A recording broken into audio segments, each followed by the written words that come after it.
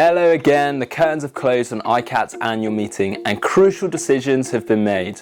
Over the last 10 days, working with our Shark League partners, we've been urging governments to take affirmative action for the future of Atlantic sharks and rays. And our call was clear, for countries to unite and establish allocated catch limits for the world's most heavily fished sharks, the blue shark. The good news? Lower catch limits were indeed set for both the North and South Atlantic, a stride in the right direction. However, despite the North Atlantic total allowable catch being reduced by 23%, it still remains far higher than we would have liked and the science advised. In the South, the good news is that allocation was adopted, so countries can now be held to account. But the bad news, again, is that the limits were higher than the science advised, and the risk of overfishing of this population will persist. So our mission continues to help this vulnerable species. Again, in the North Atlantic, the shortfin mako has faced an uphill battle in recent decades, teetering on the brink due to excessive fishing.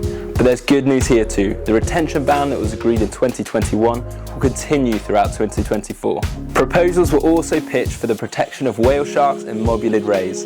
Offered protection in other RFMOs, these proposals sought to bridge the gap into ICCAT waters.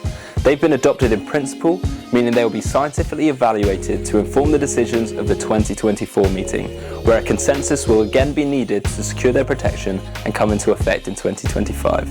And finally, we presented the gap analysis, a report that highlighted the compliance and inconsistencies in shark conservation obligations set by ICCAT as well as CITES. Countries with inconsistencies were identified in the report, and this was then presented to the ICCAT Compliance Committee. This work will encourage countries to strengthen their compliance with existing legal obligations.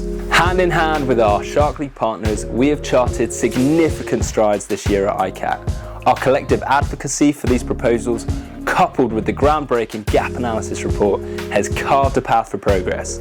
For an in-depth exploration of all the ICCAT outcomes and the comprehensive gap analysis, you can delve into the details on our website, which is sharktrust.org. While there have been steps forward, there's still a long way to go. But there's clear targets in sight, and we're going to need your support. So stand with us and be united voice for Oceanic Sharks and Rays. Sign the Big Shark Pledge at bigsharkpledge.org and join us in safeguarding the wonders beneath the waves.